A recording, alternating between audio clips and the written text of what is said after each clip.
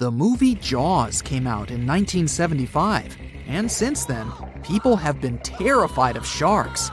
Some people fear seeing a great white's head come out of their showers, not to mention the fear of running into one at your local pool. Of course, none of this is actually possible, but some other scary shark stuff is. Like, yes, sharks can attack boats. They probably won't sink one. It depends on the size of the shark and the size of the boat. Today, we're diving deep into the facts and myths about the sea's biggest predator. It was the year 1953. On a typical July morning, two fishers set out on their daily lobster harvest. They took their white-hulled dory out to sea off the coast of Cape Breton Island in Nova Scotia, Canada. Since it was the lobster season, the sea was dotted with several dories spread out across the water. But that day, something strange happened. As soon as they put the dory at sea, they noticed a large dorsal fin chasing after their boat. They were surprised to see that the shark would follow their boat's every move. For an entire week, they took out their white dory from the harbor, and the shark followed them around. Until one morning, as the men were alone at sea, the shark charged at full speed at the boat and smashed a 7-inch hole in its bottom. The boat turned over, and both men fell into the water. The shark didn't come after the men, though. Instead, it swam away and disappeared for good. To clarify, a dory is a small, fragile boat usually measuring 16 to 23 feet long. So how long did that shark need to be in order to sink it? Well, as soon as the boat was retrieved from the ocean, researchers found something interesting. One of the shark's teeth was found stuck in the hull. According to Harvard experts that analyzed the tooth, it most certainly belonged to a 12-foot white shark that weighed around 1,200 pounds. One thing intrigued scientists a whole lot. The great white didn't seem to be interested in the men aboard, but rather in the boat itself. The question is, why? Some people suppose that this great white followed the dory around because it was white, and the animal probably thought it was some big white mammal. It's not the first boat a shark has attacked. You see, sharks don't attempt to sink boats because they're mean and evil. Rather, it's due to murky waters and hard materials that make them mistake inanimate objects for their usual lunch menu. But that's not what we've learned from popular culture. In Jaws, the protagonist shark managed to poke several holes in the orca as it rammed the boat. The orca was a Nova Scotia-style fishing boat made out of wood planks. It wasn't a huge boat, so it seemed plausible that a great white could ram it. But, according to Mythbusters, that's very far from the truth. A great white swimming at its maximum speed wouldn't be able to take down a medium-sized fishing vessel. The same goes for bigger boats. Some bull sharks or great whites can turn over smaller vessels, though, like kayaks or small boats. If this happens, it's most likely because they think it's a sea mammal and nudge it before taking the first bite. No scientist can say for sure why they do this, only that it's usually a misunderstanding on behalf of the animal. The Shark Research Committee, a nonprofit scientific research organization, has documented a lot of shark attacks on inanimate objects and is trying to answer that question more thoroughly. So far, they've observed several attacks on objects such as crab trap buoys and inflatable float bags. The website has also registered 2 famous attacks on boats. The first one happened in 1959, and a shark left a tooth on the hull of a boat. Researchers later identified it as belonging to a 12-foot great white. The report of the other attack, which happened in 1989, claims that a boat was circled by a great white before the animal swam at the vessel at full speed and hit the boat several times. Of course, those who suffer the most from shark attacks and encounters aren't boats, it's surfers. As far as we know, surfers look like giant wobbly seals from the shark's perspective. According to the Shark Research Committee, there have been 41 confirmed shark attacks on surfers on the west coast of North America over the course of the last century. So, should we be so afraid of sharks after all? Let's learn more about these magnificent sea creatures. off the top of your head, how many shark species can you name? 4, 8, 10? Well, there are over 500 species of sharks swimming in the ocean. They vary from tiny specimens, about the size of a human hand, to up to 39-foot-long creatures. The largest species of shark are actually not great whites, but whale sharks. And even those are small compared to the great Megalodon. This ancient creature that lived around 20 million years ago reached an unimaginable length of 60 feet. By comparison, that's the same as 2 to 3 buses placed one after another. I wouldn't swim in Megalodon-infested waters even if you dared me, that's for sure.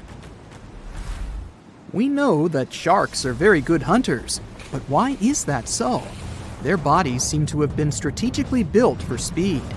Instead of having a bone skeleton, like us humans, sharks have a cartilage skeleton, which makes them much lighter and also super fast swimmers. Each species of shark hunts depending on its nutritional needs. So, shark species that grow to an average of 3 feet have a diet based on fish. The ones that grow bigger start feeding off of bigger sea animals, such as sea lions and seals.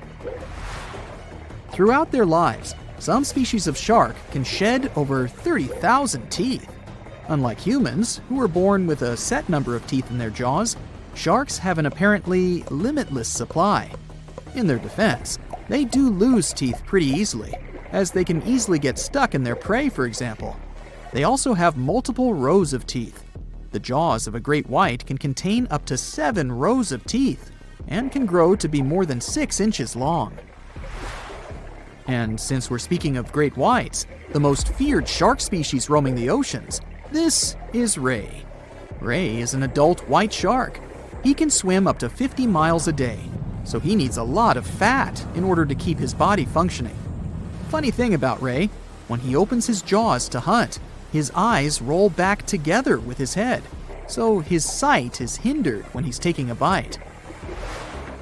Now, he does like it when the water is murky and underwater visibility is low. That's because it makes it harder for his prey to spot him coming. These conditions can make it easier for him to grab that yummy seal. But this can also make it easy for him to mistake a random boat for lunch and end up scaring some humans. Some Hollywood movies love to portray sharks as having superpowers. Although they're not innately cruel, one species of shark does have something that can be considered bizarre. Hammerhead sharks, one of the most dangerous species of sharks, have a sort of sixth sense. Inside their heads, they have electroreceptor organs called ampullae of Lorenzini.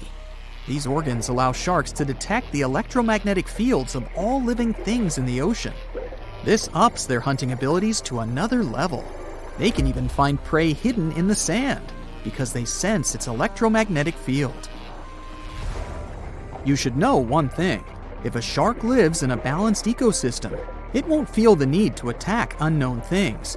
These animals are curious, though, so maybe we should cut them some slack when they bite a piece off a random boat. The water is bubbling under the fishing boat as if something is coming up out of the water. It gets closer and closer.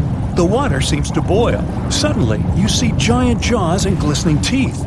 Seconds later, a huge shark jumps out of the water and crushes the boat in one bite. It was the Megalodon, the largest fish that ever existed on Earth. Now, we pictured the Megalodon as this, an enlarged version of the white shark for a long time.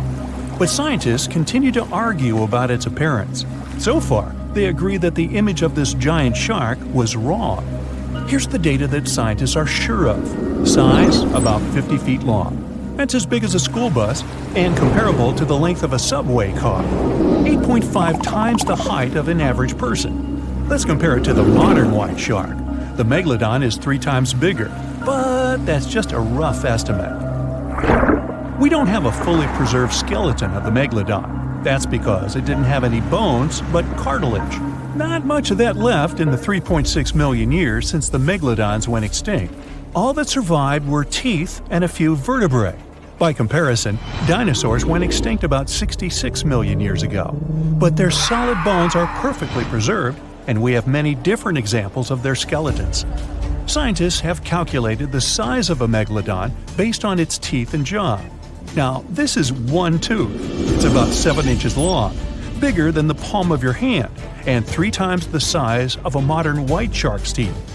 The megalodon jaw was 6 feet wide and chalked up 5 rows of teeth, a total of 276 razor-sharp chompers. The other preserved remains are the vertebral column. It consists of 150 vertebrae, each 6 inches wide. They contain much calcium because, well, megalodon love fresh cold milk. Nah, it's because the vertebrae had to withstand the enormous mass of a giant shark. Based on those fossils, scientists created a model and calculated only the approximate size of the megalodon. But it could hardly have been any bigger. It's all about breathing. The bigger the fish, the more oxygen it needs, which means a larger gill area. That's the organ that filters the water and collects oxygen. If the megalodon were any larger, it would have trouble breathing. So, scientists believe that 50 feet is the maximum size of an individual. On average, they were a few feet smaller. Whew. Now, let's talk weight. On average, one megalodon weighed about 30 to 35 tons. By comparison, a white shark weighs 1 ton, which is 30 times less. Hey, trust me. A school bus is 4 times lighter at 7.5 tons. The weight of a megalodon can be compared to an empty Boeing 737. But the modern blue whale beats the megalodon in size and weight. 98 feet long versus 50, almost twice as long. Blue whale's weight is about 180 tons. That's like 6 megalodons or 6 passenger planes, or like 33 adult elephants. Hey, don't you love the comparisons? Now, about the appearance of the megalodon. Scientists believe it didn't look like a white shark. The megalodon belongs to a different fish family and most likely looked like a giant sand tiger shark. Flattened snout, small eyes. Its dorsal fin is moved backwards. The sand shark has 2 dorsal fins about the same size. The coloration is light brown with a white belly and may have had brown-red spots like a sand shark all over its body. We used to think of the megalodon as something scary from the first finds of its fossils. That was back in the Renaissance era. People found some teeth in the rocks. At first, these teeth were thought to be the tongues of dragons or snakes. And here's the first drawing of what the owner of these teeth supposedly looked like. A massive snout with a scary nose and a bunch of razor-sharp teeth. We also have the evidence that megalodons were brutal hunters, kings of the food chain. The first combat tool in their arsenal was the battering ram. The megalodon was a slow swimmer, though. It could only accelerate up to 11 miles per hour. In comparison, the modern white shark can reach 35 miles per hour in a dash for its meal. The fastest human swimmer could only go 6 miles per hour. Well, good luck with that. But the megalodon had incredible mass. Though slow, its battering ram had tremendous power. The megalodon would take its prey by surprise. It had only one chance to hit it. If it missed, it would take too long for a second round. The maneuverability of the megalodon was comparable to a large truck. But if the ram was successful, the prey was stunned and couldn't move. At this point, the megalodon aimed at vulnerable spots, like the fins and tail of the prey. Scientists have found many ancient whale remains with megalodon tooth marks. It turned out that the giant shark knew where its prey's vital organs were located and could strike at them. When the prey was immobilized, the megalodon bared its teeth. An adult person could easily fit into its open jaw at full height. And according to various estimates, the bite force of the megalodon was almost 11 tons. Now imagine the weight of 3 SUVs concentrated at the tip of a sharp tooth. That's 9 times the power of the largest white shark bite, and 6 times the power of the modern record holder for biting, the saltwater crocodile. Here, look at a map of where the remains of the megalodon were found. South and North America, Europe, Asia, Australia. It was the master of all seas and was comfortable anywhere on our planet. We've even found some remains of the giant shark in freshwater sediments. Perhaps it wasn't afraid to enter rivers to hunt. Now, other scientists say that maybe the megalodon wasn't even a predator, all because of its size. It couldn't swim fast. It couldn't even make short dashes like the white shark. If prey tried to escape, the megalodon didn't rush into pursuit because it could never catch up with it. Another problem is the skeleton of the megalodon. The cartilage is weaker than the bones, so the musculature of the giant shark was not as massive and robust in the first place. The Megalodon may even have been a scavenger and never got into fights. This is one of the reasons why ancient sharks became extinct. Megalodons like shallow, warm waters, with temperatures ranging from 53 degrees Fahrenheit. But over 3 million years ago, the climate turned colder. This deprived the megalodons of territories and plenty of food. The primitive whales that had been the main diet of the giant sharks began to disappear. Faster predators took the remnants of food. The megalodon started to starve. In evolution, a new player entered the field, the toothed whales, ancestors of the modern killer whales. They lived in packs and had bigger brains than the megalodon. So, over time, they started to compete with the megalodon. They took advantage of its clumsiness. A group of killer whales could easily win a competition against a giant shark. Many scientists believe this was the reason for the disappearance of the largest shark in the world. But there are theories that the megalodon is still alive and roaming the dark waters of our planet. Several Australian fishers have allegedly encountered a shark of incredible size, but no one can confirm these testimonies. Fans of this theory believe that giant sharks can hide in deep waters away from human eyes. In the Mariana Trench, for example, it's the deepest place on our planet. It's deeper than if you stuck Mount Everest in the water, and we've even found the teeth of a megalodon there. But science says that such a giant shark couldn't live in the Mariana Trench for many reasons. One, it's too cold. The megalodon was probably a cold-blooded fish, so it had to use the warmth of its environment to survive. But the water in the Mariana Trench is cold, about 40 degrees Fahrenheit.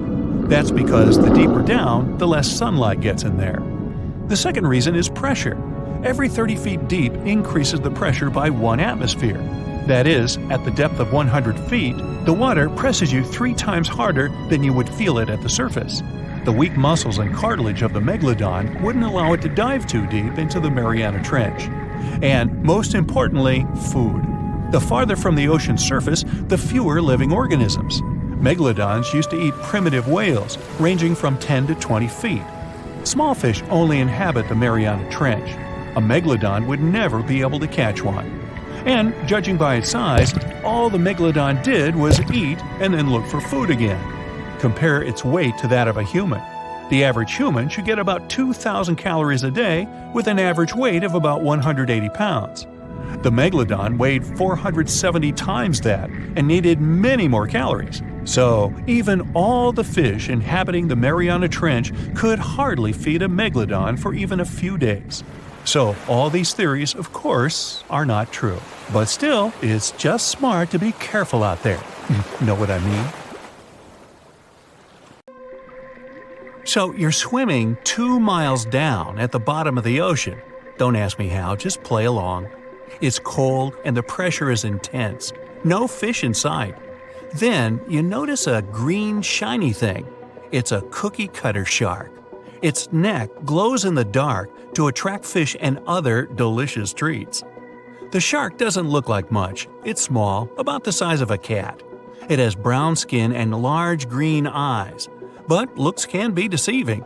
Every night, this creature rises to the surface and goes after great white sharks, whales, even swordfish. If you look closely, you'll see a round mouth with a bunch of sharp teeth in it. They don't just bite, they work kind of like a saw. This one's called a cookie cutter shark because when it sees something delicious, it takes a cookie-shaped bite out of it.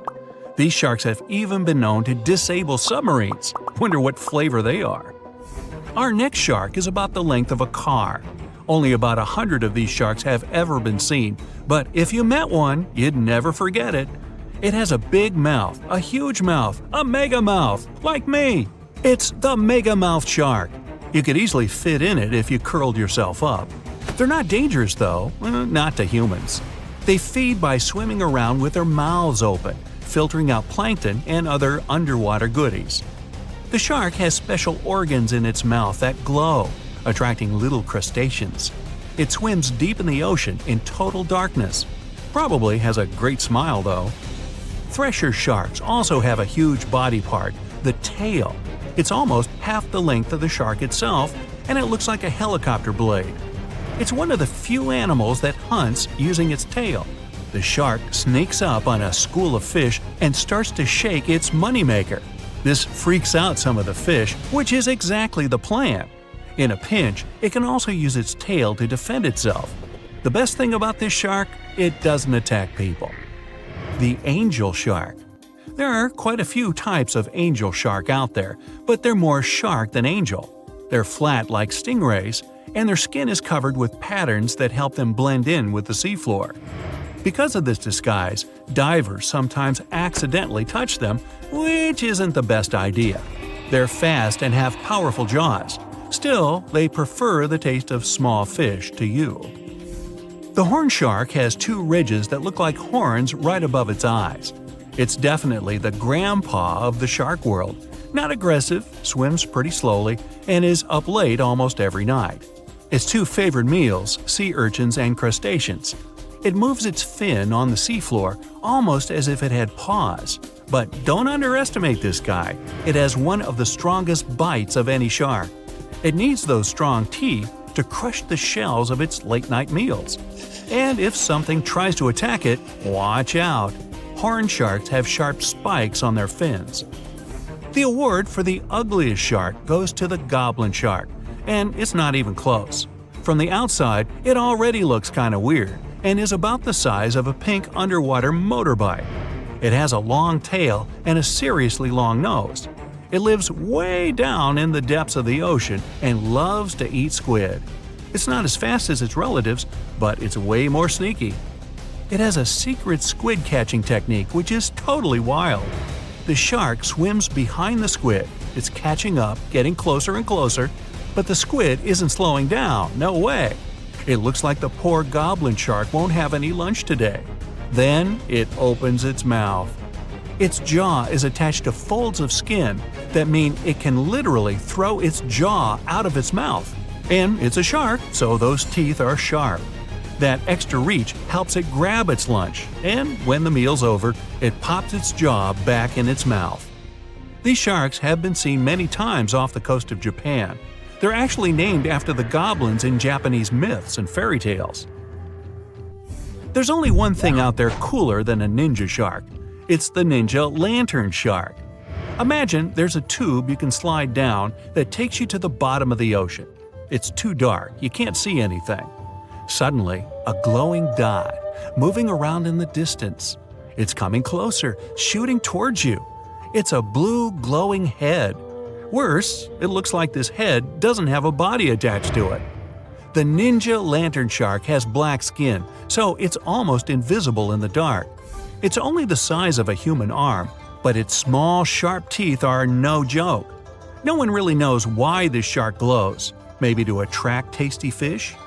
Another theory out there is that it uses this light to communicate with its friends. It has friends? The hammerhead shark. These ferocious sharks can weigh up to half a ton. They live in tropical waters all over the world, and they're one of the most recognizable sharks out there. Their eyes really are located on the sides of their hammerhead. This means they can see in almost all directions. They even have special neck muscles to lift their head up and down just to see that little bit better. Their favorite food? Stingrays. You know, those flat things that swim along the seafloor, camouflaged to look like sand and bits of rock. Stingrays get by blending in with their surroundings. Danger mostly just swims by. But the hammerhead's eyes see everything. Uh-oh. Great white sharks, hammerheads, and other large sharks live for about 25 years. But one shark can live much, much longer. The Greenland shark can live anywhere from 300 to 500 years. It lives mostly in the North Atlantic and Arctic oceans. It loves to swim deep down where it's dark, so it uses its nose to sniff out food. Since it spends so much time down there, it's figured out how to withstand the strong pressure. It's one of the oldest living, largest, and slowest fish on Earth. Just imagine, you're on an Arctic cruise and you see one of these sharks moving slowly through the freezing cold water. It might be 400 years older than you. Most sharks are omnivorous. They can go after dolphins, other sharks, crabs, sea urchins. smaller or even larger fish. Hot dogs. Kidding about the hot dogs. But the bonnethead shark is a bit different. It eats algae for about half its meals. It's actually related to the hammerhead shark, but its head looks more like a shovel. Can you dig it? If you see this guy swimming around, you might think it's a sea snake or a huge water worm. Frilled sharks like to swim way down at the bottom of the ocean, like a lot of sharks. When they're chasing something delicious, they move kind of like a snake. And just like a snake, they like to gulp down their lunch all in one piece. But that doesn't mean they don't have teeth. They have about 200 nice and sharp ones. The saw shark has a long, flat, and seriously spiky nose. Those teeth on its nose never stop growing. Each tooth is equipped with electric receptors to help the saw shark feel around for nearby fish, like a ship's radar. When dinner's nearby, the shark swims up and strikes with its nose, waving it around like a knight showing off his skills. Meanwhile, you won't have time to blink if this guy floats past. Did you see it? How about now? Meet the fastest shark in the world, the short-fin mako shark. It can swim up to 35 miles per hour. That doesn't seem that quick on land, but underwater, that's fast. Slower than a cheetah, but faster than most dogs. It's warm-blooded, which is super rare for a shark. That helps it swim to cold and distant places where an ordinary shark simply wouldn't survive. The swordfish goes much faster. It can swim up to 60 miles per hour. It's not a shark, but it's still an amazing creature. In a race, the swordfish will usually come out on top, but it's not just fast, it's ingeniously fast. It has a gland next to its nose that pumps out a special oil. This oil spreads through its nose and comes out through tiny holes. This special oil is waterproof, which lets the swordfish glide through the water at high speed. The Megalodon was the biggest shark to ever live. Not only that, it's one of the biggest fish and the largest predator in Earth's history. They've been known to reach lengths of up to a whopping 70 feet. That's over 3 times longer than the biggest great white shark on record. The females have also been found to be around twice the size of the males. The Megalodon could swallow a small car without it even touching its teeth, if cars had been around then. Its teeth could grow to over 7 inches long. It looks like we're going to need a bigger boat, and best make it steel-plated, as this shark can easily gnaw its way through ships. The underwater terror could bite a ship clean in half, with the highest bite force ever calculated for any animal, living or extinct. The force of its ferocious bite was up to 40,000 pounds. That's around 108,000 times the strength of a human's and 10 times the force of a modern crocodile's bite. Its chomp is so strong that it makes the T-Rex's bite look about as powerful as my granny's after she's taken her dentures out. In fact, the Meg was so big and powerful that it had no natural predators. It was the uncrowned king of the seas, swimming freely from ocean to ocean. This cosmopolitan creature was found all over the world, from America to Europe and Australia to Japan, assuming there were countries back then. Meg fossils have been found on every continent except Antarctica. Everybody skips Antarctica. Science tells us that the Megalodon went extinct over 3.6 million years ago. But could they still be alive at the deepest depths of the ocean? Only around 80% of the ocean has been explored, and its deepest point, the Mariana Trench, is over 7 miles down. So who knows what's lurking at the bottom? If you did manage to make it down, it is unlikely that you'll run into a Meg, though. The sharks, like us, preferred warmer coastal waters. Deep ocean living would be too cold for the beasts, and food would be scarce.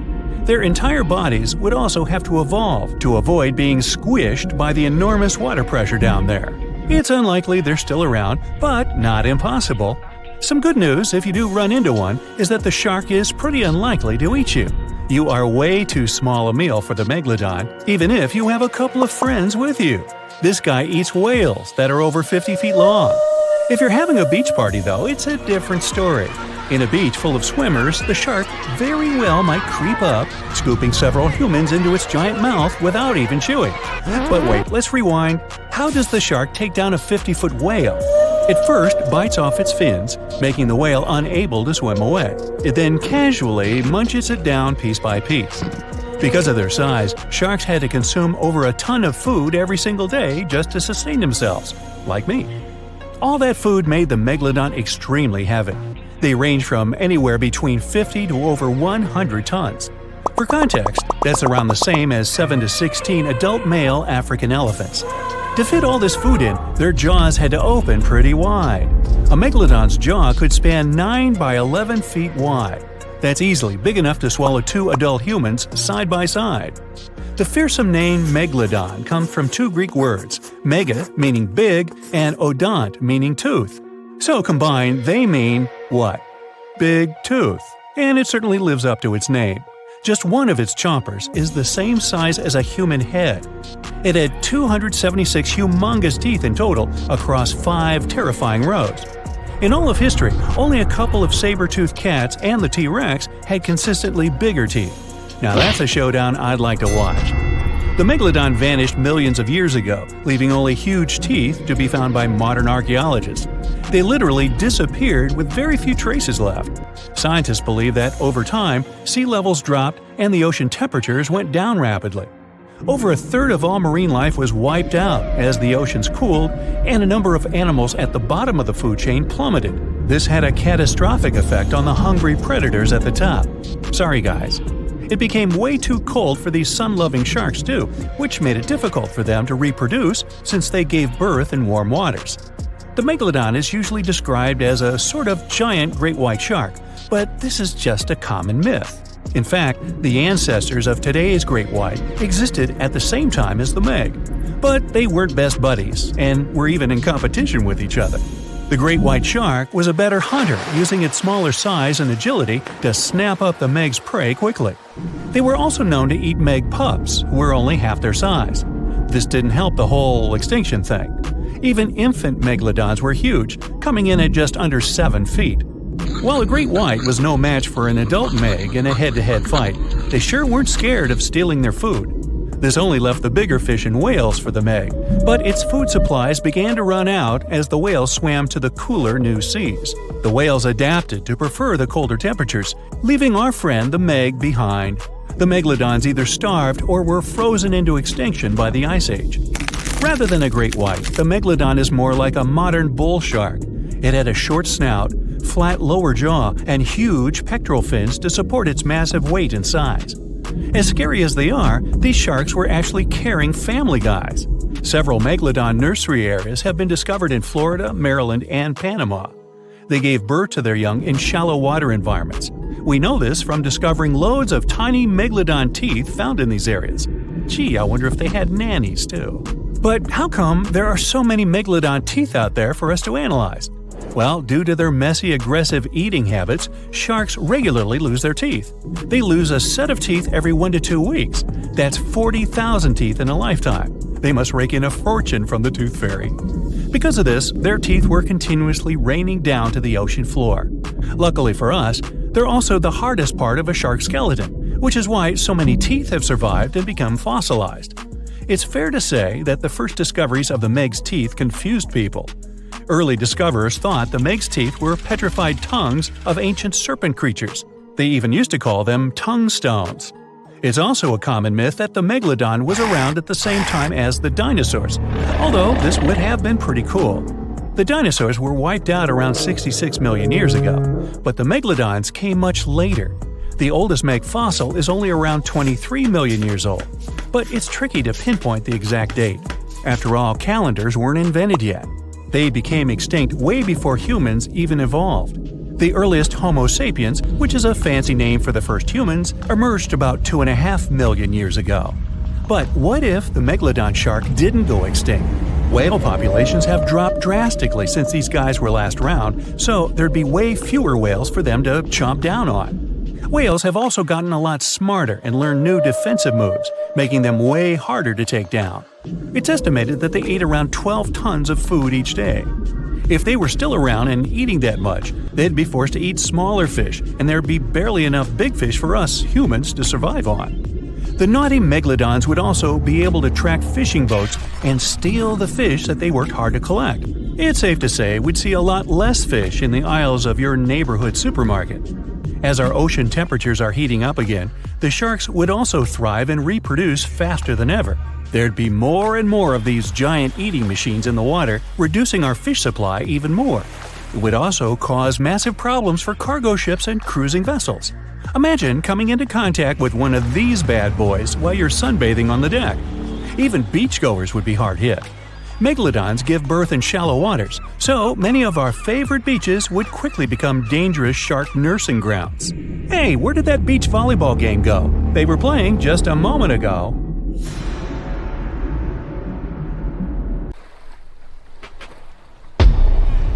Many terrifying animals live deep beyond the waves, like this vampire squid living 3,000 feet below the surface in almost complete darkness.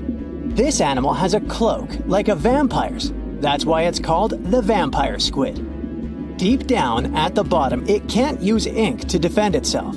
So this animal has developed an unusual tactic. It glows slightly to scare away predators. If this tactic fails, the vampire squid can turn its body inside out, revealing tiny spikes. When you translate its scientific name, Vampiroteuthis infernalis, it literally means vampire squid from the nether. Despite its terrifying looks, it's a harmless ocean animal. This previous creature was not from space, but this object definitely is. Before Elon Musk found a way to reuse rockets, NASA would simply drop old ones after launching astronauts into space, most of the time in the ocean or deserts. In 2012, Jeff Bezos launched a mission to find the Apollo 11 rocket.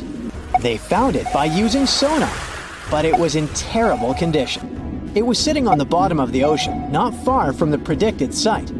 They were able to rescue the engine and reconstruct 2 of them. The most famous lost city is Atlantis, but sadly, we still haven't discovered it.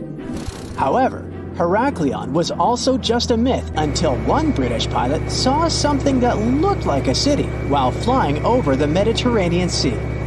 He reported it, and 60 years later, a group of divers went there. They were shocked when they found an entire city underwater. It was loaded with artifacts that could tell us a lot about the history of the place.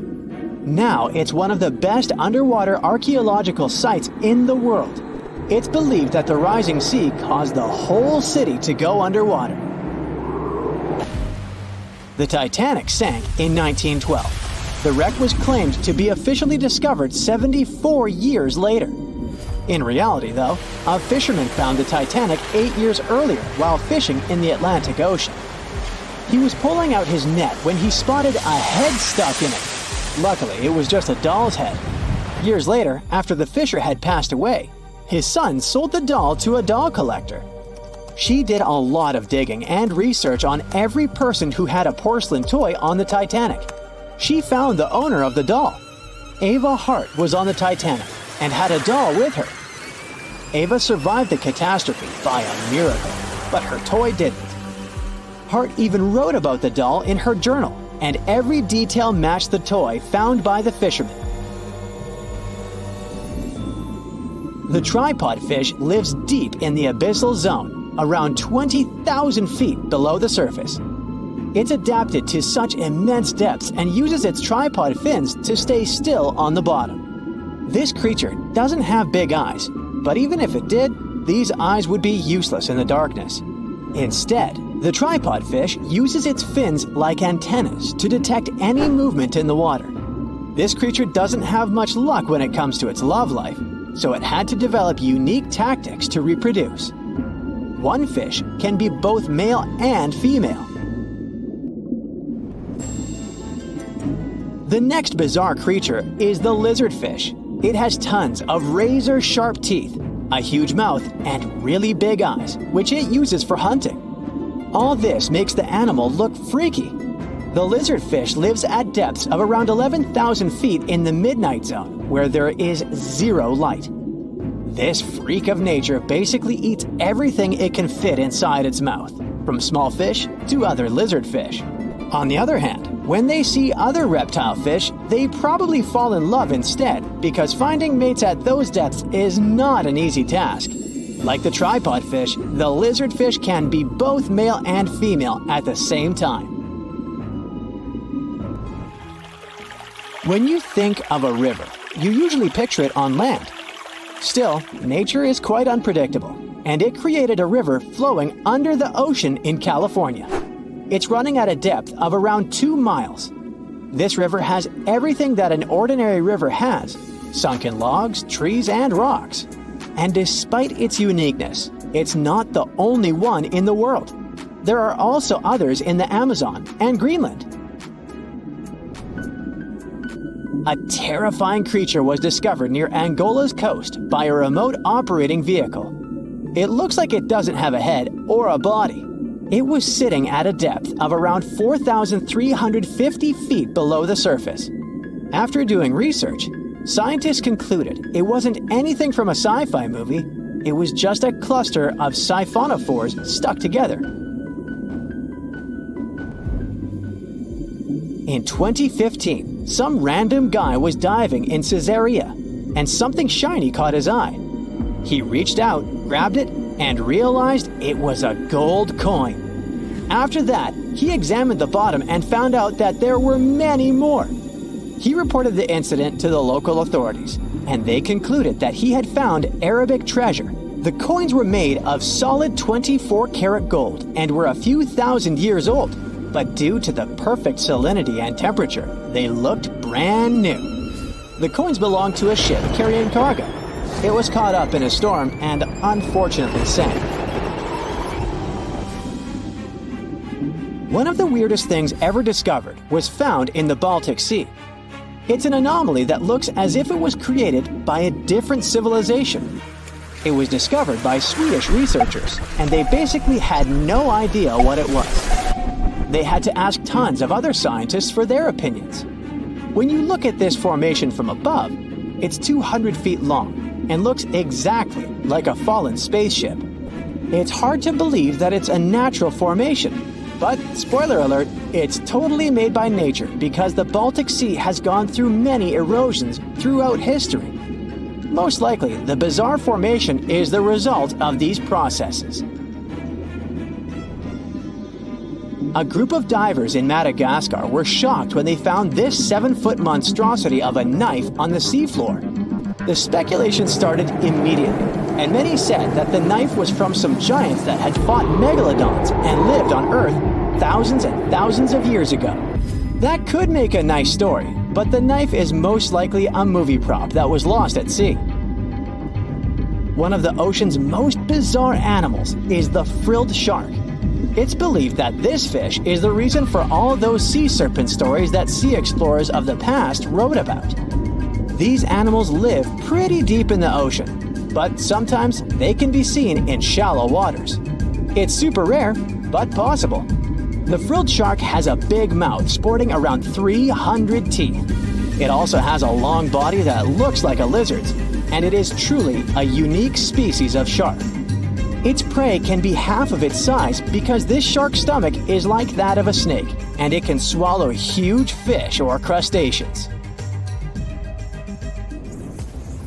Spotting a few worms in your garden is no big deal, but after seeing a 26-foot-long one in the ocean, you will make your wetsuit a little wetter. This worm is super rare, and it's completely harmless to humans. It's actually not a giant worm. It's a cluster of zooids that are stuck together in a worm-shaped formation. They usually only eat plankton, bacteria, and other tiny things that can be found in the ocean. Probably the scariest thing in the ocean that is 100% real is the magna pinna, which can be found at crazy depths of 20,000 feet below the surface. This monster looks like an underwater Slender Man, but it's just a squid with really long tentacles that can reach a terrifying size of 8 feet. This guy has only been seen a few times, and basically, we don't know much about this creature so far. Have you ever heard of an island that is regularly attacked by sharks? For many years, people living there haven't been able to find a way to stop this. Neither can they understand why sharks come there so often. So, what's going on? Why do these predators keep bothering this specific island while completely ignoring the others in the area? Let's go to this mysterious place and try to find out.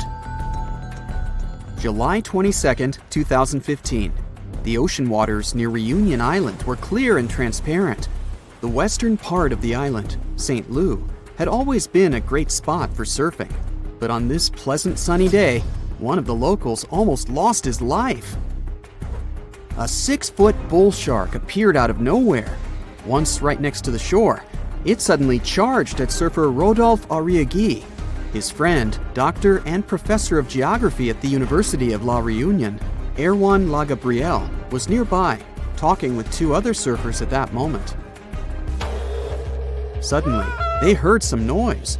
Realizing that it was his friend, Lagabriel rushed to help. The shark was 65 feet away from him. He said that all of this felt like some kind of a horror movie. He rushed to Arriagui, even though he didn't understand what exactly had happened. At first, Arriagui's body was surrounded by white foam. It then began to turn pink, and then red. Lagabriel said later that it had been one of the scariest things he had seen in his life. Fortunately, when he swam closer, the shark had already been gone. Lagabriel knew that in most cases, a second attack doesn't happen, so he hurried to help his friend. It took them some time to get back to the shore. When Lagabriel pulled his friend onto the beach, he immediately made a tourniquet from a surfboard leash. After that, Monsieur Arriagui was rushed to the hospital. Fortunately, this story has a good ending. Although the 45-year-old man lost his arm, he still survived. But he was one of the few lucky ones, because this horrifying story is just one of dozens that happened on Reunion Island in recent decades. Reunion Island is one of the regions of France. It's located right near Madagascar, together with its neighbor, Mauritius. They're both located at the same latitude as Australia. These 2 islands are very similar. They have almost the same climate and natural conditions, similar languages and cultures. But there's one huge difference between the 2 of them. In Mauritius, people can relax and have fun in the warm waters of the Indian Ocean, swimming with scuba gear and watching dolphins. Meanwhile, on La Réunion, locals are afraid even to put their fingers in the water. But why is that? Unfortunately, Reunion now has a strong reputation as a shark island. By 2018, 56 attacks had occurred there. From 2011 to 2016, the number of these cases accounted for 16% of the worldwide shark attacks. Now there are warning signs everywhere on Reunion. Local citizens and fishers have begun to discuss the options of large-scale shark trapping. The authorities forbid people to swim almost everywhere, except for a few more or less safe places, like, for example, a coral lagoon. And still, any fisher or scientist knows that sharks can easily get inside these coral rings. In other words, locals and tourists can't feel completely safe anywhere on the island. Meanwhile, in Mauritius, the last shark attack happened in the 1980s. People come here to relax, and everything is perfectly fine. So the question is, why in the world is La Réunion so unlucky? Dr. Lagabriel, the hero I mentioned before, set himself the goal of explaining this strange phenomenon. His study showed that over the past 30 years, the probability of a shark attack on Reunion had increased by 23 times. And in 9 out of 10 cases, it turns out to be a bull shark. If you haven't heard about it, this creature looks exactly like what you would imagine when you hear the word shark. It's one of the most popular species and the one that you often see in different movies and cartoons. These sharks live in tropical and subtropical waters in all oceans. Most often, they're found, yeah, you've probably already guessed, in the southern waters between Australia and South Africa. This place is even nicknamed a shark highway because these predators really like to chill around there. This is also one of the most aggressive shark species, and it's very dangerous for humans. Unfortunately, it's also very tolerant to different water salinity, which means they can basically swim even in fresh water and be totally cool with it. But why do all these Reunion Island attacks happen so often? Well, there are many theories and many different factors that might play their role in all this.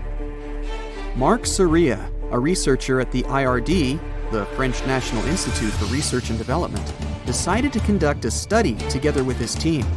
They spent 3 years trying to collect data on 45 tiger sharks and 38 bull sharks living in local waters. The National Research Institute of France supported this study.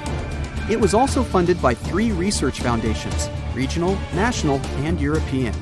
That's when you know that the problem is serious. And now, here are the main theories developed by Soria's team and La Gabrielle. The first one is excessive fishing. Experts suggest that long-term fishing and catching small reef sharks, which competed with dangerous sharks for food and territory, eventually led to these dramatic consequences.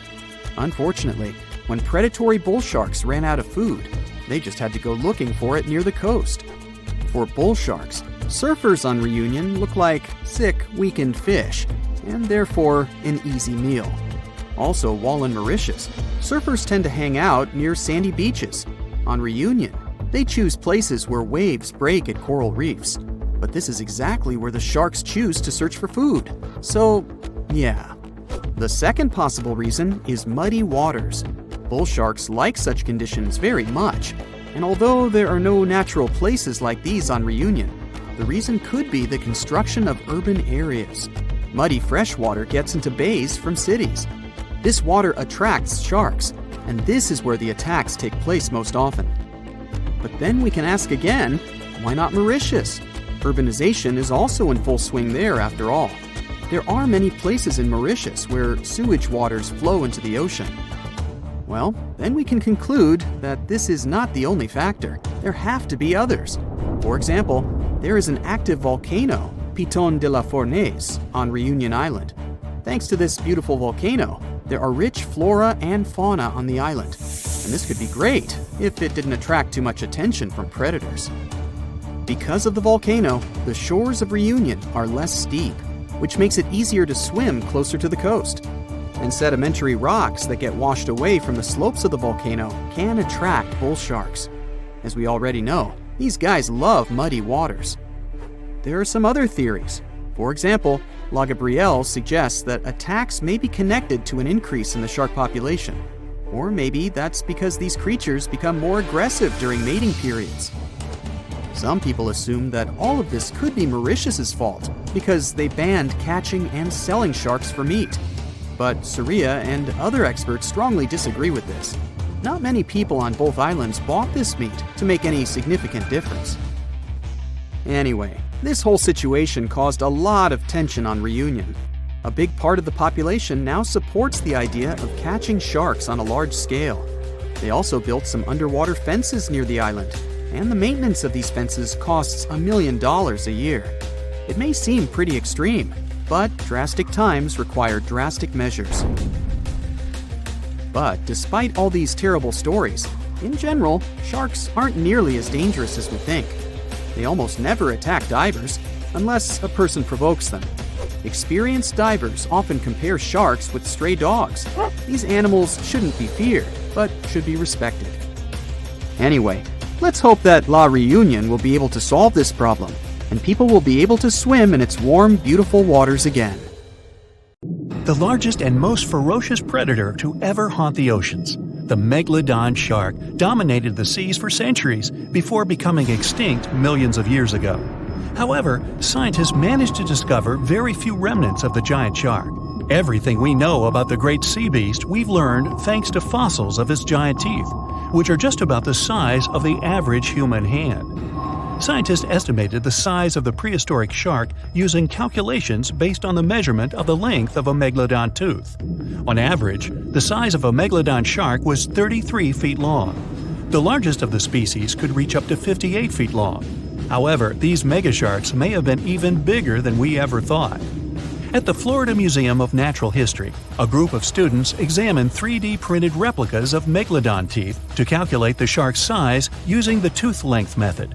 But something was off. Each student calculated a different size for the same shark, with their estimates ranging from 40 feet to 180 feet. A lead paleontologist took a look at the students' equations. He realized that the method they used to calculate megalodon sizes for decades isn't that accurate at all. So they invented a new method to calculate the megalodon's size based on the width of the megalodon tooth instead of its length. It turned out that the average megalodon would be around 65 feet long. It's almost double the size scientists previously thought, and would mean that the average megalodon is the length of 2 school buses. A megalodon skeleton has never been discovered. Shark skeletons are made mostly of cartilage, meaning that they decompose quickly. Luckily, sharks continuously shed and regrow teeth throughout their lives. One shark can go through 40,000 teeth in a single lifetime. Scientists have managed to study different types of shark species based on their teeth alone. The megalodon shark had around 276 teeth. When they fell out, these teeth landed in seabed, where they stayed for millions of years, fossilizing. Scientists found those teeth, and they're the only real record we have of the megalodon's existence. The word megalodon means giant tooth. Its tooth is around 7 inches long. For comparison, the largest tooth of a great white shark is only 3 inches long. To find a bigger set of choppers, you'd have to go back 65 million years to find the great Tyrannosaurus rex, whose teeth measured a whopping 12 inches. Megalodon teeth have been discovered all over the world. It means that, unlike other marine animals of its time, the megalodon was intercontinental. Even today, most sharks and marine animals tend to stick to one sea or ocean. The megalodon shark swam freely around the world, moving between tropical and subtropical waters. Megalodon teeth have been found in every continent apart from the freezing cold waters of Antarctica. When a megalodon makes a starring appearance in a movie or TV show, it's portrayed to look like a giant version of a great white shark. Scientists previously believed that the megalodon and the great white shark both descended from one common ancestor. Still, it's not true. In fact, it's more likely that the megalodon was the arch-enemy of the great white shark's ancestor, the broad-toothed mako shark. That means Megalodon wouldn't have looked so similar to the great white after all. In reality, the Megalodon would have a shorter nose than the great white, along with longer pectoral fins to give the giant shark a stockier and more threatening build. Not only was the Megalodon the largest shark in the world, but it was also one of the biggest fish ever to exist. An apex predator of this size would have needed a huge diet to keep it moving. The Megalodon would have eaten 2,500 pounds of food every day. The Megalodon diet consisted of larger species of fish, dolphins, and even other species of sharks. Ancient fossilized whale bones with cut marks of Megalodon teeth have been discovered. It means Megalodons weren't intimidated by the size and tried to feast on the giant whales of the past. Scientists have used computer simulations to try and work out the hunting style of the ancient shark. Using this technology, scientists have discovered that the Megalodon's attack style was very different from that of modern-day sharks. Modern sharks dive straight for their prey's most vulnerable spot, for example, the soft underbelly of a seal.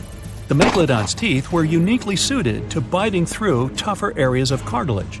So, evidence suggests that a Megalodon would first chew the tougher fins of their prey, rendering them unable to swim away before launching into their final attack. The mouth of a Megalodon was around 10 feet wide and 9 feet tall, large enough for you to swim into without touching any teeth. However, we don't recommend that. Their mouths were so large a Megalodon could swallow a small car without even having to bite down on it. Research teams from Australia and the US collaborated to work out the biting power of the Megalodon using computer simulations. The results were terrifying. While the modern great white shark has the biting power of 1.8 tons of force, the Megalodon could easily chomp down on its prey with a biting power of 18.2 tons. The bite of the Megalodon would easily be able to cut through steel and overpower any other predator in the ocean. Scientists believe that the Megalodon has the most powerful bite of any creature that has ever existed. The Megalodon's bite would easily overpower the T-Rex, which has a biting force of 6 tons. Mysteriously, no one knows exactly when or how the Megalodon went extinct. However, several theories are floating around as to how this could be the case. The Megalodon had become extinct by the end of the Pliocene, which was a phase of global cooling that spanned over 5 million years and ended over 2.6 million years ago. New evidence suggests that the last Megalodon lived at least 3.6 million years ago, right in the middle of the Pliocene era. Another theory claims that these megasharks disappeared because of the changing Earth temperatures occurring during the Pliocene. As the Earth cooled down, the tropical waters of the world's oceans plummeted to colder temperatures. Scientists believe that this led to the extinction of a third of all large marine animals, meaning that the Megalodon's food source took a massive hit. Without much prey left to hunt, the Megalodon inevitably went extinct. Megalodon sharks would give birth to their pups in waters close to the shore. The shallow coastal waters provided a perfect nursery for the newborn sharks, keeping them distant from the larger predators that lurked in the open waters. As ice formed around the Earth's poles and sea levels dropped, these pupping grounds were destroyed. The Megalodon pups would have had no choice but to swim in the deep ocean waters, making them more vulnerable to dangerous predators. A new theory suggests that the explosion of a star, called a supernova, could be responsible for the extinction of the Megalodon. Around 2.6 million years ago, a supernova over 150 light-years away from Earth lit up the prehistoric sky and lingered there for months. A few hundred years after the supernova had faded, particles of cosmic energy from the star explosion plummeted to Earth. The energy particles carried dangerous amounts of radiation. Researchers believe that this radiation could cause the mass extinction of many marine animals, including the Megalodon. Radiation from the particles extended hundreds of yards down into the ocean and was more dangerous for bigger creatures than for smaller ones. The bigger the creature is, the more radiation they would absorb. The 60-foot-long Megalodon was large enough to absorb great amounts of radiation. Some people believe that the Megalodon is still alive today, lurking at the depths of the ocean waters. But it's unlikely to be true. Megalodons are a warm water species, which means they would be unable to survive in the cold waters of the deep ocean. Most of the Megalodon's potential prey live in shallower waters, meaning there would be very little for the Megalodon to eat at a deep sea level. Simply put, if there were an animal as big as the Megalodon still living today, we would have spotted it by now. The Meg, aka Megalodon, roamed the oceans long after dinosaurs were wiped out by the Great Meteorite. It was one of the largest and most dangerous hunters that have ever lived on Earth, as well as the biggest shark.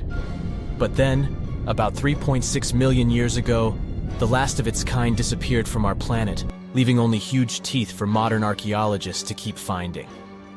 There are a few theories about why it could have happened, but scientists might have found the true reason. The Megalodon, which means big tooth, was the largest shark ever to exist. It reportedly lived around 20 to 3.6 million years ago and was truly enormous. Its bite was more powerful than that of a T-Rex, and likely any other powerful predator that has ever roamed this planet. It's probably not surprising since this marine creature had extremely strong jaws that could span from 9 to 10 feet wide. That's enough to swallow 2 grown-up people side by side. The jaws were also lined with 276 teeth, and they reached 7 inches in length. That's as long as a small hedgehog. Once these teeth got worn down, the shark got rid of them and grew new ones. Such large sedated teeth helped the Meg to eat meat easily. The shark itself could grow up to 59 feet long. That's twice the length of a London double-decker bus. The animal was also pretty heavy. While a fully grown T-Rex weighed about 8 tons, the weight of a large Megalodon could be more than 30 tons. With no competitors, the enormous shark was the real king of the oceans. It hunted other sharks, large fish, and even whales. Then why did such a magnificent creature disappear from the face of the Earth? The previous theories mentioned the great white shark. The Megalodon is usually described as some gigantic version of this marine animal. And this is a common mistake made because most people think these creatures were related. But in reality, the Meg looked more like a modern bull shark. Its snout was snout, its lower jaw was rather flat, and long and massive pectoral fins supported the animal's weight. But what's more important, the ancestors of today's great whites existed at the same time as the Megalodon. Now, with great size comes great clumsiness. And although the Meg was huge and powerful, it was also not as nimble as smaller and quicker great white sharks. Great whites could have rivaled a Megalodon for food, and were often more successful hunters thanks to their agility. They couldn't fight the Meg openly, but were fast enough to steal its food. So according to this theory, the only food left for the Megalodon were whales and equally big marine animals. Grown-up Megs could easily catch such beasts, but their offspring were much smaller and more vulnerable than their parents. Could smaller sharks have used this to their advantage? Maybe while megasharks were still little, they became a meal for great whites, as well as bull and tiger sharks. Even at those times, a great white shark could reach the length of 20 feet, while a megalodon kid was definitely smaller. But even if there had been no open confrontation between young megalodons and smaller grown-up sharks, meg kids wouldn't have been able to find food for themselves to grow to adulthood. The reason is the same. The population of other sharks was growing, and they were rivaling each other and the meg for convenient food. The more great whites and other sharks appeared in the oceans, the less food remained for young monster sharks. Eventually, they probably starved. But it's just one of the theories that try to explain why the meg went extinct, and here's another one. A new study has shown that the meg was most likely a warm-blooded predator able to regulate its body temperature, and that might have been the reason why this species disappeared with time. Scientists analyzed isotopes of the tooth enamel of the megalodon and concluded that the animal could easily maintain a body temperature that was around 13 degrees F warmer than the temperature of the surrounding water. Such a temperature difference is much greater than what other sharks living at the same time as the meg had, and it's large enough for the ancient predator to be classified as warm-blooded. These days, most fish are cold-blooded. Their body temperature is the same as the surrounding water, but some sharks, like mackerel sharks, keep the temperature of all parts of their bodies a bit warmer than the surrounding water. But it doesn't make them completely warm-blooded because they simply store heat generated by their muscles. And in mammals, body temperature is regulated by a special region of the brain called the hypothalamus. Anyway, the meg's warmer body allowed the animal to move faster, deal with cold water better, and spread out all over the world. But eventually, it might have led to a disaster. The megalodon lived during the Pliocene epoch, pronunciation. It began approximately 5.3 million years ago and finished 2.5 million years ago. During that period, global cooling occurred. It also caused the changes in sea level, which the megalodon probably didn't survive. The main problem for the predator was to maintain an energy level allowing its body temperature to remain elevated. But to do it, the animal had to eat a lot, and I mean it. But it was a challenging task in a time of changing marine ecosystems and while competing with newcomers, such as the great white shark. If this theory is true, then the amount of energy the meg had to use to remain warm could have contributed to its extinction. This new information is very important to us. It shows that many marine predators in modern oceans might be experiencing the effects of ongoing climate change too. By the way, have you heard that there have been several cases when people were sure they had seen the meg? Or at least some similar extremely large monsters. And these sightings happened relatively recently. For example, in July 1916, the New Jersey coast of the US was terrified by a series of shark attacks. They happened during an oppressive heat wave when hundreds of beachgoers tried to find shelter from the heat near the water. People described the culprit that had caused all that havoc as a giant shark, much bigger than any regular one. Since then, scientists have been debating which shark species was involved in those accidents. The most popular guesses have been the bull shark and the great white. A picture of a huge shark roaming the Pacific Ocean not far from Guadalupe Island appeared in 1999. The creature was nicknamed Deep Blue. It could be distinguished from others by a wavy pattern separating its gray back and white belly. But even though some people claimed it could be the infamous Megalodon, experts came to the conclusion it was a female white shark, the largest ever seen. The average length of a male white shark is 11 to 13 feet. Females are bigger, up to 15 or 16 feet, but Deep Blue reached more than 20 feet in length. No wonder people were confused. For the last time, Deep Blue was spotted in 2013 near the western coast of Mexico's Baja California. But look, there's another jumbo shark, and you can meet it in any part of the world. The largest specimens can reach 40 feet long and weigh about 5 or even 6 tons. Could it be, if not the Megalodon itself, but one of its relatives? Again, a wrong guess. That's the basking shark. This animal prefers subpolar seas, with temperatures not higher than 58 degrees F. Even though some of these animals do migrate to warmer places. Like whale sharks, basking sharks are harmless and don't attack snorkelers or divers. These creatures have loads of small teeth, but they don't use them when feeding. Instead, they swim with their huge mouths open and swallow plankton. A grown-up basking shark can filter nearly 2,000 tons of water per hour.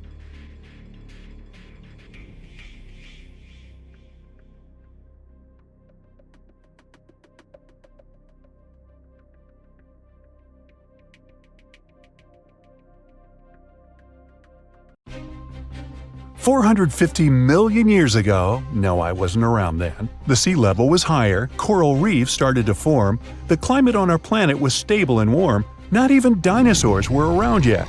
The time when bony and jawed fish we know as sharks appeared.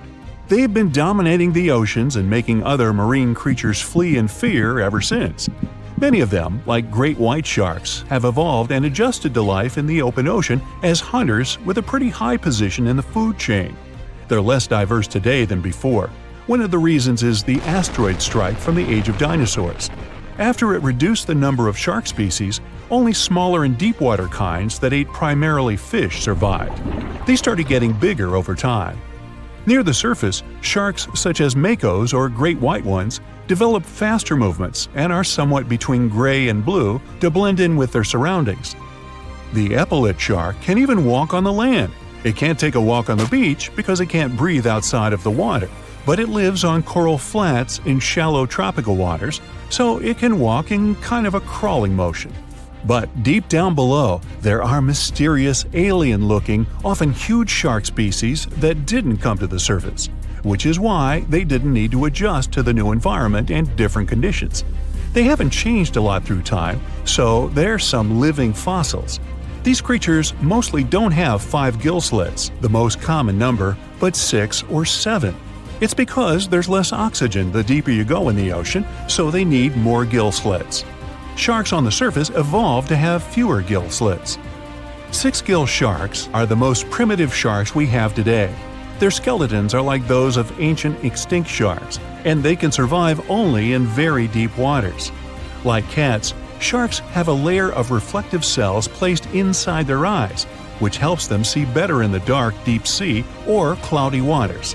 Sharks on the surface have big eyes because they evolved to hunt in the sunlight, so they tend to rely on their vision.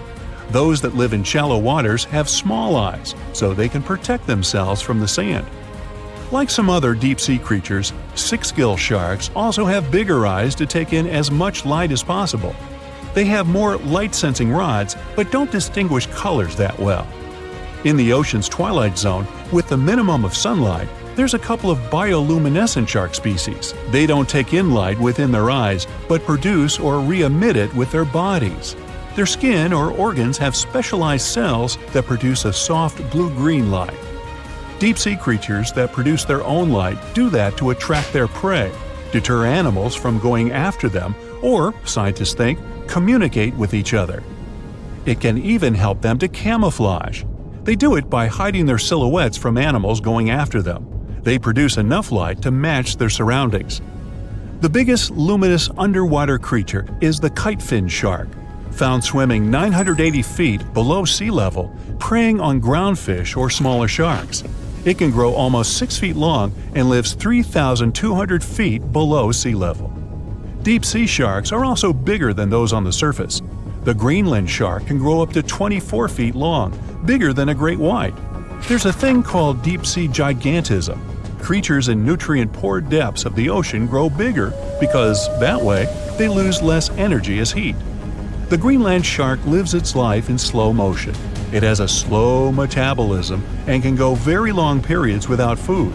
With their slow pace, they evolved to live up to 500 years at depths of 7,200 feet. Sharks in shallow waters catch their prey relying on agility and speed, but for them, it's easier because there's plenty of food on the surface. Deep-sea sharks, with less food and slower life rhythm, had to develop a different style. They're more opportunistic, definitely not picky, and don't care if their future meal is alive or not. Frilled shark, another living fossil from the darkest depths, hasn't evolved much through time, and they're one of the last of their kind, with all of their relatives already gone extinct. It grows up to 7 feet long, primarily hunts on squid, and catches other sharks and fish. It looks like a dinosaur, a snake-like face, a long, smooth, thin body that moves in a serpentine way. It can propel itself with the power of its tail and curl like snakes. They don't swim in a straight line like other sharks. Cookie cutter shark grows up to 20 inches. It got the name because of the way it feeds, biting off small pieces. It's a parasite creature, which means it feeds off bigger animals but leaves them alive. They have sharp teeth and sometimes even swallow those that fall off on purpose. Some researchers think it could be because they live in the depths that are nutrient poor. If they swallow the teeth, they could recycle calcium and other material from it. Prickly shark is a rare and unusual creature with many thorn-like denticles and 2 small dorsal fins. It lives mostly in the depths of the Pacific region up to 1,900 feet. Ghost sharks are not even real sharks, but fish closely related to them and rays.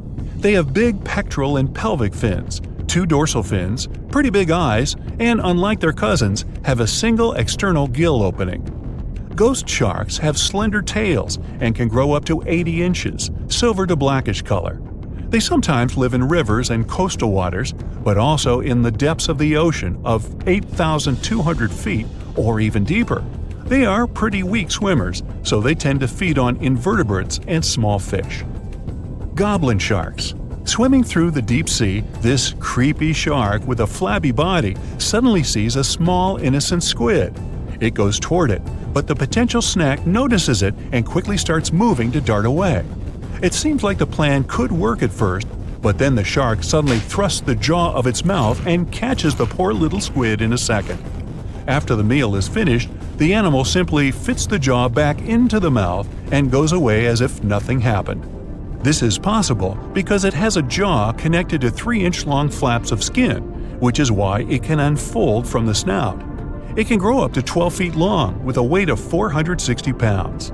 Scientists think goblin sharks are mostly active in the morning and evening. The shark has a long, prominent snout and specific sensing organs on it.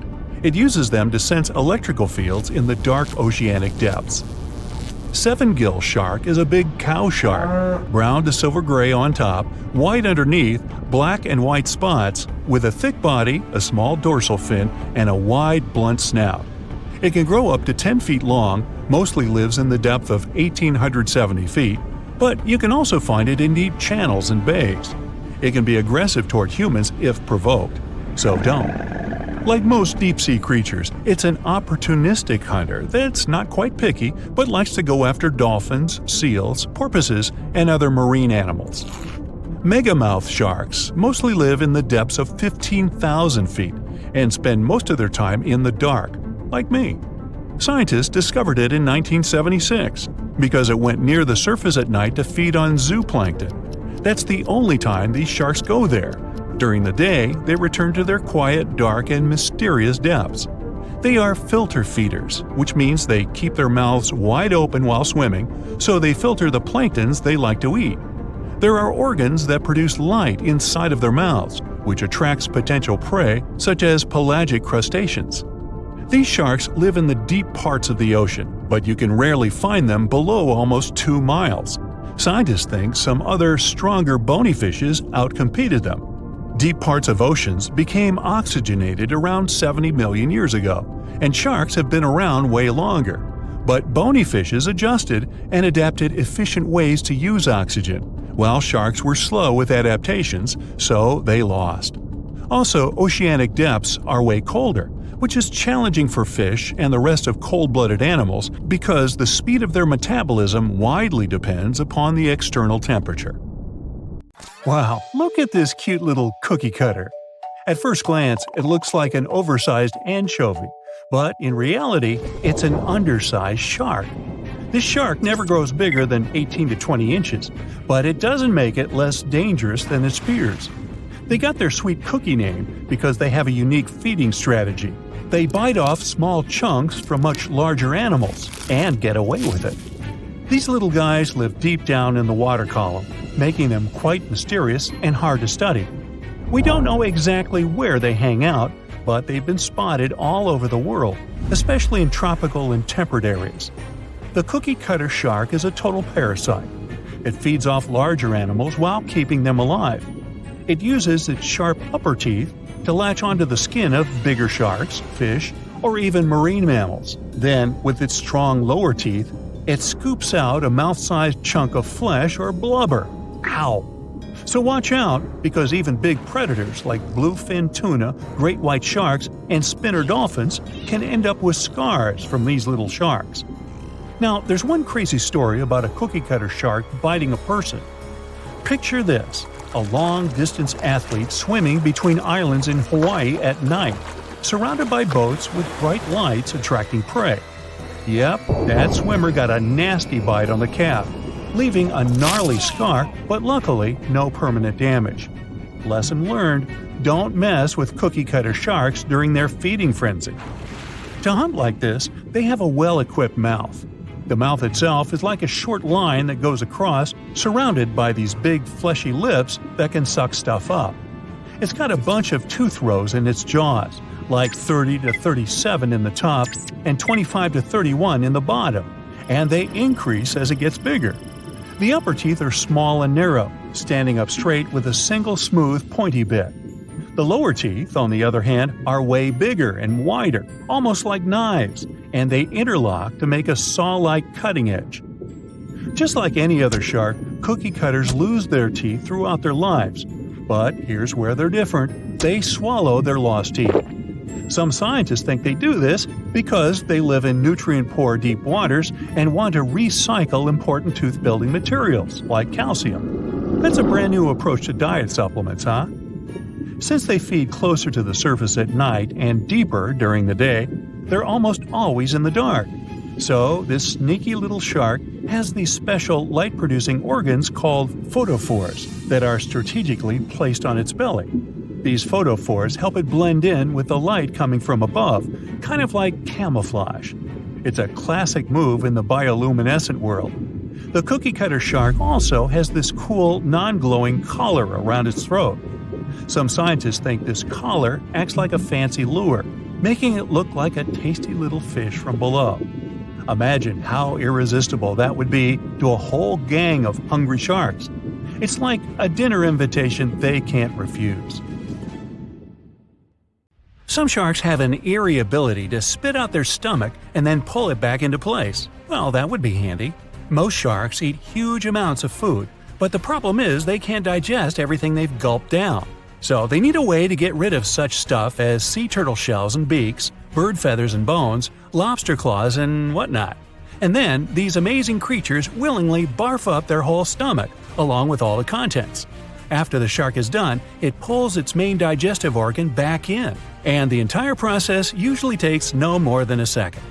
Some shark species, like great whites or mako, have a special eye-warming system. Their retina heats up their eyes and brain. This not only helps them detect movement better, but also improves resolution.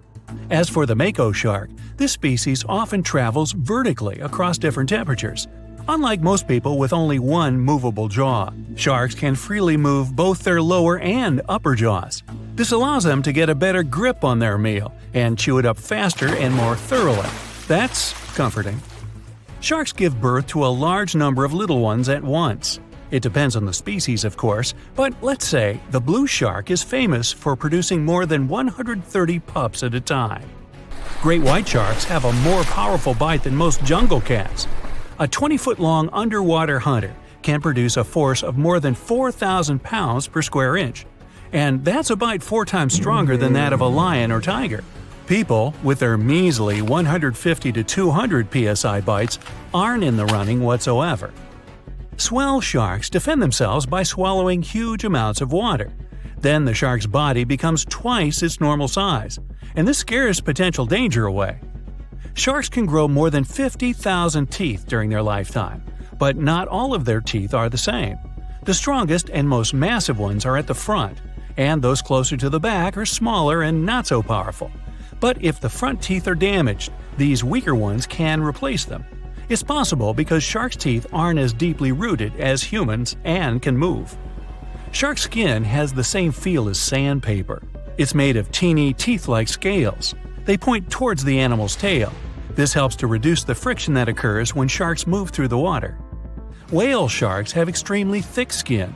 In some places on their body, it can be 6 inches thick. It's one of the toughest in the animal world. Scientists have to make loads of effort if they want to get this creature's blood sample. Sharks have an incredible sense of smell, but besides that, they use one more sense to detect other animals.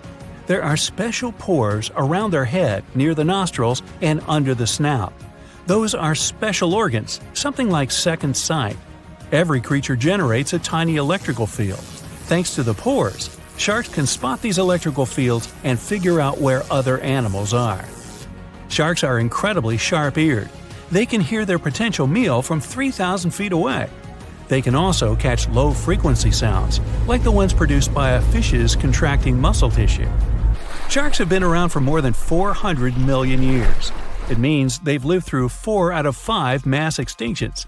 This makes them way older than Mount Everest, humans, dinosaurs, and even trees. These creatures go back to the period when coral reefs were just beginning to form. Some shark species can jump out of the water, like the great white shark or the basking shark. They're known to leap from more than 8 feet up into the air.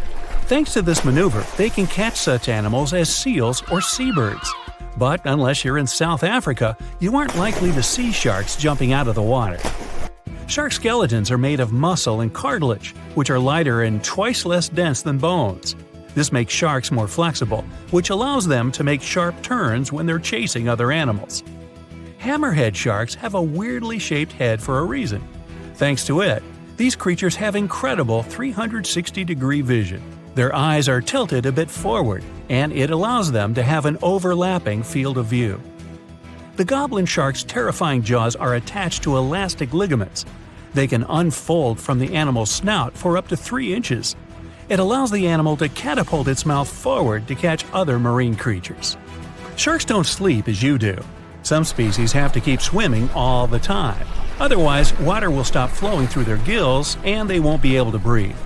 Others do rest, but they don't enter an unconscious state. They just go into special rest periods. These creatures don't have eyelids. That's why their eyes remain always open, and their pupils monitor their surroundings. They also keep their mouth open so that the water can pass through their gills. Sharks can travel remarkably long distances without needing any rest, all thanks to their bizarre sleeping pattern. For example, great whites can swim distances of more than 2,000 miles without stopping to eat or rest. How come these creatures don't starve? They draw on the fat stored in their livers. By the way, this organ can compose up to 1/3 of the animal's body weight. Contrary to popular belief, sharks do not and cannot swim in reverse. Their tails propel them forward, and their pectoral fins help them to keep their balance and turn. It means that, anatomically, these animals can't move in any direction other than forward. Sharks have no vocal cords. They can't produce sounds to communicate with one another or express their emotions. That's why they have to use body movements, like twisting their bodies or flipping over. Sharks live in all of the world's oceans, but several species also inhabit freshwater rivers and lakes. For instance, bull sharks have been found in tropical rivers. They're also known to be able to swim between fresh and salt water. The smallest shark out there is the dwarf lantern shark. This unique creature doesn't grow longer than 8 inches, but the shark makes up for its tiny size in other ways. For example, some of its organs emit light, and since the creature lives in the shallow waters, this helps to camouflage it in the rays of sunlight. Blue sharks eat a lot, often more than they need. Some of this food can remain undigested for weeks till it's needed for energy. Sharks have something that looks similar to a tongue, but this organ is called the basial. It's the front section of the cartilage that goes from the shark's chest to its mouth. It doesn't move and is pretty much useless. The so-called tongue doesn't take part in the process of feeding. It isn't covered in taste buds. Its only real use might be that it supports some of the bones connecting the shark's gills. There are hundreds of shark species in the world, more precisely around 500. Some of them are pretty bizarre. Just look at the goblin, basking, or cookie-cutter shark. All these sharks vary in size, from several inches to dozens of feet long. They also live in absolutely different environments. Tiger sharks eat whatever they can get their jaws around. Some of the weirdest things they've munched on are video cameras, bags of money, license plates from almost any U.S. state, dog leashes, you name it. Each whale shark has a unique pattern on its skin. These spots and stripes can be used to identify individual sharks, just like fingerprints are used to identify people. The blunt-nosed six-gill shark can dive to a depth as great as 5 Empire State Buildings. Baby sharks are called pups. When they get born or hatch, they are already fully nourished, and if they choose to swim away from their mama shark, they don't need to hunt for food for at least several weeks. Uh-oh, did somebody say baby shark?